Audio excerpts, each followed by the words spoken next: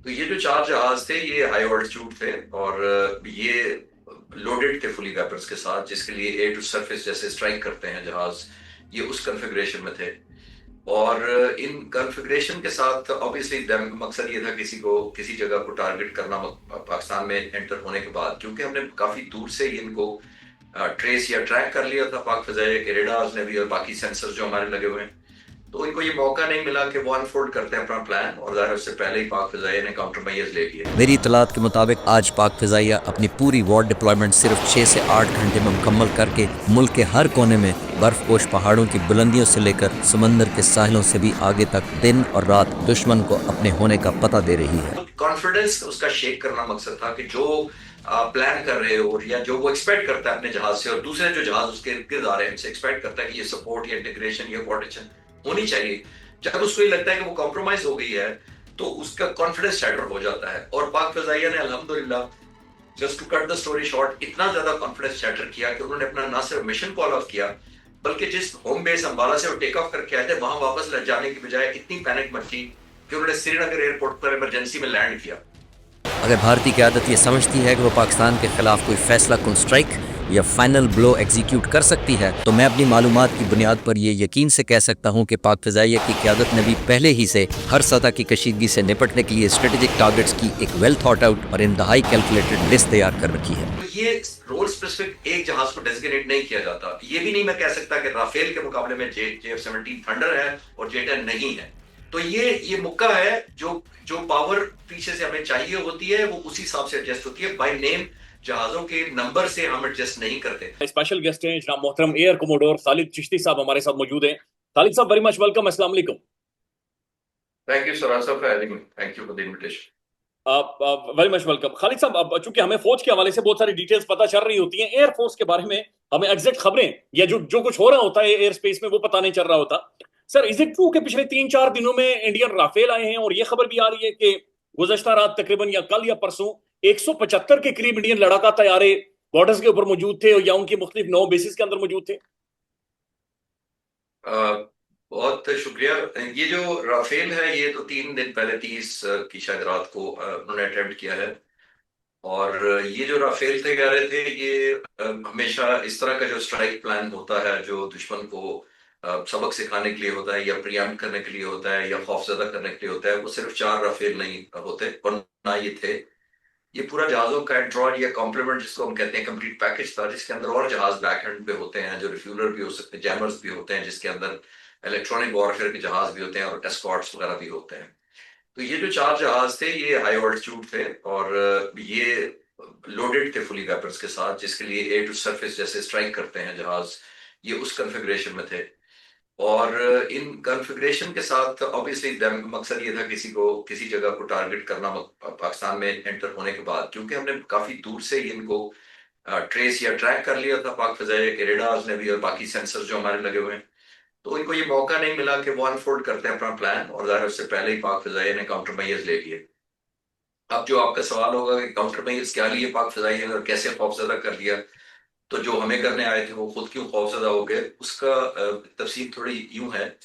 बहुत सारे सेंसर्स पाक फ़िज़ाइया और काउंटर मेजर्स इस्तेमाल करती है। कुछ because of sensitivity of the nature of the information शायद मैं ना शेयर कर सकूं, लेकिन मैं आपके नाजरीन के लिए सिंपल अंडरस्टैंडिंग के लिए 3 डायमेंशन से इसको कहूंगा कि एक डायमेंशन ये होती है जो जमीन से हवा में मिसाइल हमारे पास होते हैं जो एयर डिफेंस के सेंस होते हैं कि अगर कोई दुश्मन का जहाज हमारी फिदाई हदूद में दाखिल होगा हम जमीन से फायर करेंगे। जो हमारे पास इस वक्त काबिल बहुत ही पोटेंट वेपन्स हमने चाइना से लिए हैं, वो चाइना ने किसी मुल्क को पहली दफा अपने मुल्क के अलावा किसी को दिए हैं, HQ-9B। और बी मैं इसलिए कह रहा हूँ कि HQ-9 बहुत पहले का है, लेकिन be latest most advance surface to air missile है। ये हिंदुस्तान के तकरीबन जैसे S-100 और ब्राह्मोस और दूसरे मिसाइल हैं, ये उनकी टक्कर का है। फ़िज़ाइया में HQ-9B हाइपरसोनिक मिसाइल्स तकरीबन 8 महीने पहले ऑपरेशनलाइज हो चुके हैं। ये एंटी जैमिंग और स्टेल्थ फीचर्स की वजह से इंडिया के ब्राह्मोस और S-400 मिसाइल्स के मुकाबले में कहीं ज़्यादा तेज़, सिक्योर और एक्यूरेट है। इसके अलावा जदीद साइबर कमांड, स्पेस टेक्नोलॉजीज़ और एडवांस इलेक्ट्रॉनिक वॉरफेयर प्लेटफॉर्म्स की इंडक्शन और मुकम्मल महारत हासिल करने की वजह से रिकॉर्ड मुद्दत में पाक फ़िज़ाइया ने अपने फोर्स कोर्स हासिल किए हैं। किलर ड्रोन्स और लाइटिंग मुनीशन के इजाफे के साथ साथ अनमैन्ड एरियल व्हीकल में भी पाक फ़िज़ाइया ने इंडियन एयरफोर्स के मुकाबले में क्लियर कट एडवांटेज हासिल किया है। ये हमारे पास जमीन पे मौजूद हैं और डिप्लॉयड हैं इस वक्त, और तकरीबन 9 महीने पहले ये ऑपरेशनलाइज हुए थे पाक फ़िज़ाइया में। दूसरा वर्जन ये जमीन से हवा का हो गया। तो दूसरा, हवा में हमारे जो फाइटर जहाज मौजूद हैं, बहुत बड़ा हमारा अल्हम्दुलिल्लाह फ्लीट है, 75 F-16 है हमारे पास, मिराज 100 से ज्यादा है। मैं मुख्तलिफ जहाजों में कॉम्बिनेशन अर्ज कर रहा हूँ। JF-17 थंडर है, कोई 200 के करीब, J-10 है। तो ये जो कंप्लीट पैकेज हमारी तरफ से पूरे मुल्क में अब पहाड़ों से लेकर समुद्रों तक फैला हुआ है, ये मुख्तलिफ औकात में मुख्तलिफ पेट्रोलिंग ड्यूटीज करते हैं, अपार्ट फ्रॉम जो हमारी एयरबोर्न अर्ली वार्निंग भी है, और जमीन पे भी हमारे रेडार जब काम कर रहे होते हैं। तो अल्हम्दुलिल्लाह ये फॉर्मेशन डिटेक्ट हो गई थी टाइम पे। पाक फ़िज़ाइया ऑलरेडी रेड अलर्ट पे थी, हवा में मौजूद थी, उन्होंने रिस्पॉन्ड बैक किया।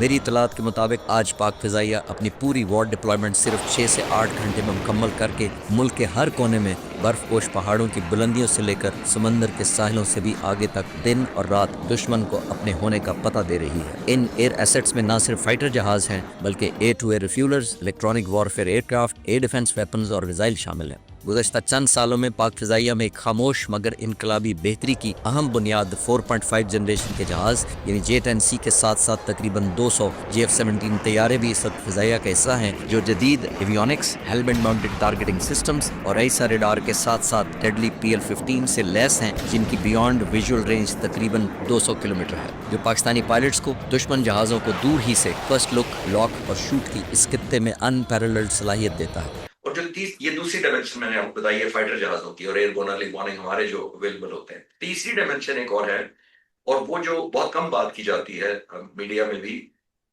और उसी की मैं ज्यादा फोकस इसलिए कर रहा हूँ कि उसने इंतहाई इफेक्टिव रोल प्ले किया, वो है एरोस्पेस और साइबर कमांड फोर्स।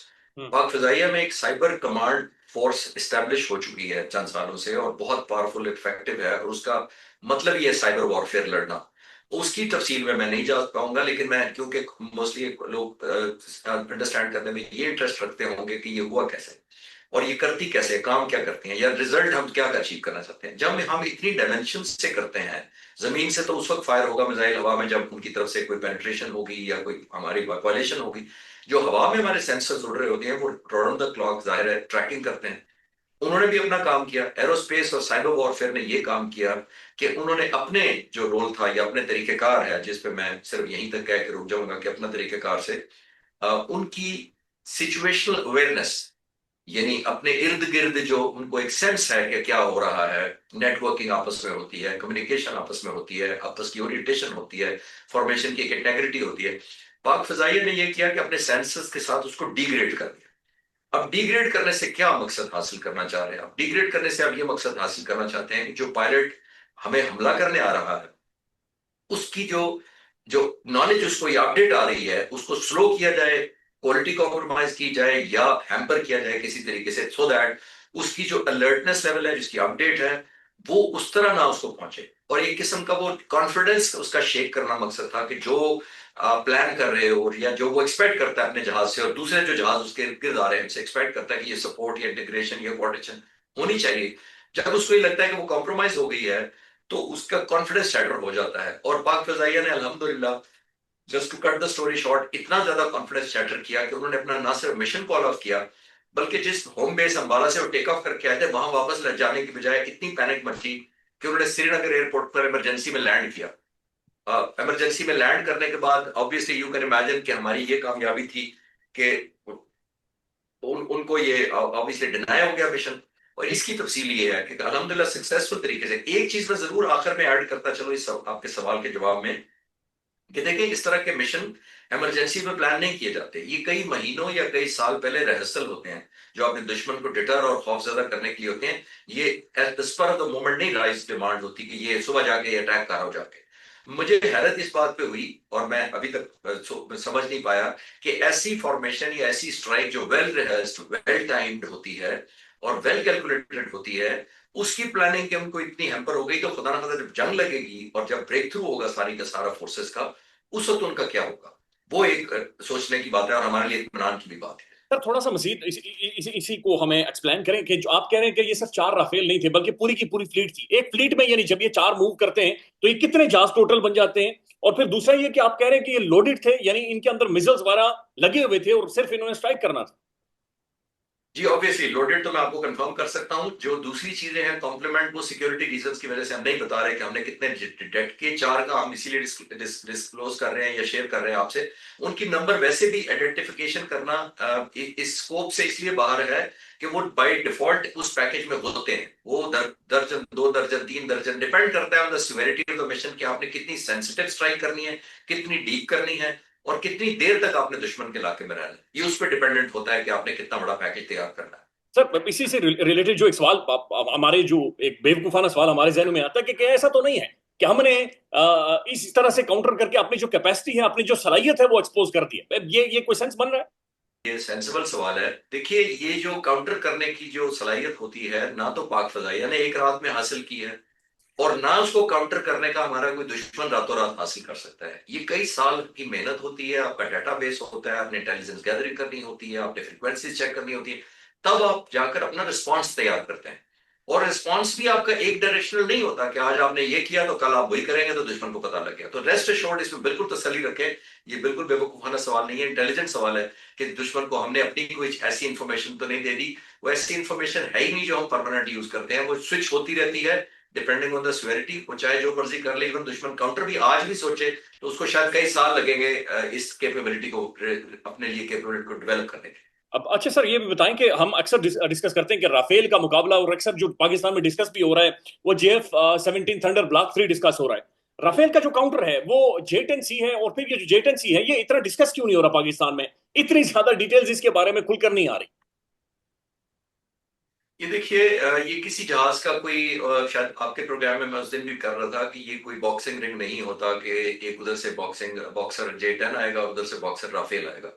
ये कोई भी एयरफोर्स इंडिविजुअली किसी जहाज को नहीं इस्तेमाल करती उस सेंस में कि ये जहाज उसके मुकाबले में होगा। हम इस तरह आइडेंटिफाई या नोटिफाई नहीं होता कभी। इट्स अ कंप्लीट सिचुएशन जिसके ऊपर वर्कआउट होता है। उसके अंदर बाज दफा हो सकता है सीवर्ड हम कहें कि F-16 भी नहीं जाएगा बल्कि JF-17 थंडर जाएगा, या पहाड़ों में फलां जहाज जाएगा, या डीप स्ट्राइक के लिए हमें लोड ज्यादा चाहिए, दुश्मन के अंदर बहुत दूर तक हमने जाना है, और जहाज जाएंगे। जब हिंदुस्तान ने अपना एयरक्राफ्ट कैरियर खड़ा कर दिया 300 किलोमीटर जाके, तो हम समझेंगे नहीं, F-16 और J-10 की भी जरूरत नहीं, हम तो फलां जहाज भेजेंगे। तो ये रोल स्पेसिफिक एक जहाज को डेजिग्नेट नहीं किया जाता। ये भी नहीं मैं कह सकता कि राफेल के मुकाबले में JF-17 थंडर है और J-10 नहीं है। तो ये मुक्का है। जो जो पावर पीछे से हमें चाहिए होती है वो उसी हिसाब से एडजस्ट होती है। बाय नेम जहाजों के नंबर से हम एडजस्ट नहीं करते। और J-10C इसलिए कि 3 साल पुराना जहाज है, तो ऑलमोस्ट नया जहाज है, अभी इंडक्ट हुआ है, तो उसकी पब्लिक में अवेलेबिलिटी भी नहीं है। और उस दिन में मैं आपको बता रहा था, मैंने एक डॉक्यूमेंट्री बनाई है, फर्स्ट टाइम एवर पाक फिजाइया ने किसी को परमिट किया अपने बेस पर, इस पर फ्रंट लाइन बेस पर जाने का, और पहली दफा पूरा दिन पायलटों से गुजार के उनका वीडियो इंटरव्यू करने का। तो नॉर्मली ये मीडिया को ये एक्सेस और इस तरह की चीजों को नहीं दी जाती, सिक्योरिटी रीजंस की वजह से, जो रीजन आपने पहले हाईलाइट किए। तो ये डॉक्यूमेंट्री आपकी आ चुकी है या आएगी, या आपके यूट्यूब पर मौजूद है? जी आ चुकी है। सिर्फ 5 मिनट की है। मैंने बिल्कुल रिस्पॉन्स ही बनाया था जो आजकल के हालात चल रहे हैं। ये सिर्फ 5 मिनट्स की है, और मेरे खालिद चिश्ती के नाम से ही है, उसे भी जिक्र हुआ था आपसे। और 5 मिनट्स शॉर्ट डॉक्यूमेंट्री मैंने प्रिसाइज बनाई थी कि पाक फिजाइया की क्या कैपेबिलिटीज है, उसमें मैंने ये जिक्र भी किया था। और जो विजिट की डॉक्यूमेंट्रीज है वो भी रिलीज हो चुकी हैं। अगर भारतीय क़यादत ये समझती है कि वो पाकिस्तान के खिलाफ कोई फैसला कुन स्ट्राइक या फाइनल ब्लो एग्जीक्यूट कर सकती है, तो मैं अपनी मालूमात की बुनियाद पर ये यकीन से कह सकता हूँ कि पाक फ़िज़ाइया की क़यादत ने भी पहले ही से हर सतह की कशीदगी से निपटने के लिए स्ट्रेटेजिक टारगेट्स की एक वेल थॉट आउट और इंतहाई कैलकुलेटेड लिस्ट तैयार कर रखी है। जब पुलवामा हुआ था उस दौरान मैं दोबारा से DGI इख्तियार साहब की प्रेस कॉन्फ्रेंस सुन रहा था। उस वक्त वो कह रहे थे कि जनाब जो इंडियन एयरफोर्स है उन्होंने हमें डिस्ट्रैक्ट करने के लिए मुख्तलिफ फ्लीट्स मुख्तलिफ जगहों से एक एक टाइम पर मूव ऑन कर रही थी, और वो हमें डॉज करने की कोशिश कर रहे थे।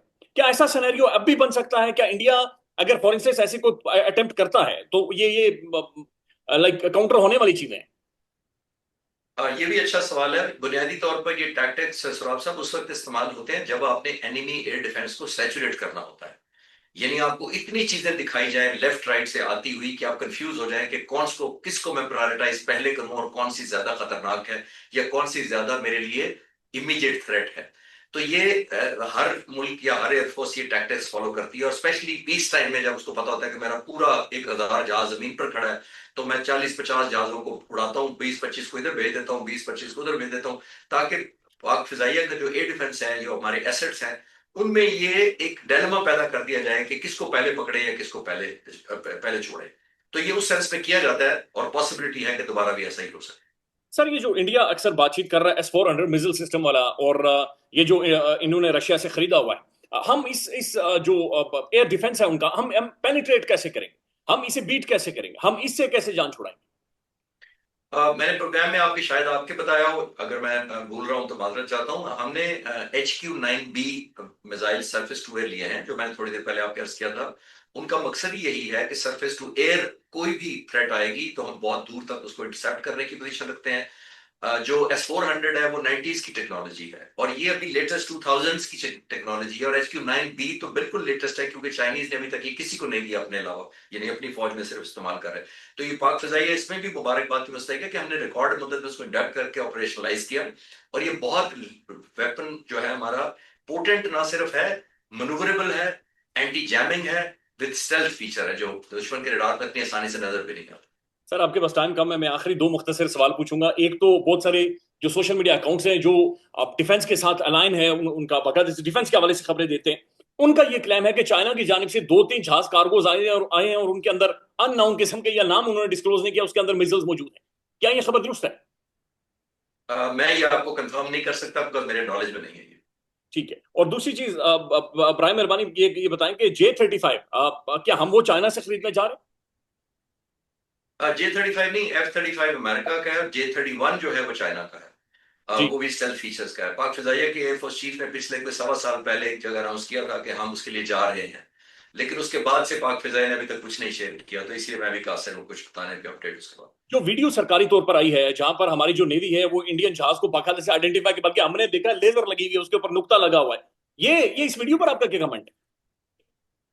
देखिए, पाक फिजाइया के पास कैपेबिलिटी है एयरबोर्न सर्वेलेंस, वो इंडिपेंडेंट समंदरों की खुद भी करती है। पाक फिजाइया सपोर्ट जरूर करती है, बल्कि जहां वो हेल्प एक्सटेंड करती है, इसमें कोई शक नहीं है। लेकिन पाक फिजाइया की इंडिपेंडेंट भी कैपेबिलिटी है कि उनके पास एयरबोर्न रडार है, मुख्तलिफ जहाज हैं जो डिटेक्ट करते हैं, और ये कमेंडेबल है। पाकिस्तान नेवी मुबारकबाद की मुस्तहिक है, उन्होंने टाइमली इंटरसेप्ट किया, बल्कि उसको डिटर करके भगाने में कामयाबी भी हुई। और ऑब्वियसली जैसे मैंने कहा, मेरे नॉलेज में भी है कि पाक फिजाइया भी बैक एंड पे मौजूद थी, कि अगर वो डिटर ना कर पाए और कोई डिटरमेंट रहे तो फिर ऑब्वियसली पाक फिजाइया फिर अपना थ्रेट अनफोल्ड करेगी उसको काउंटर करने।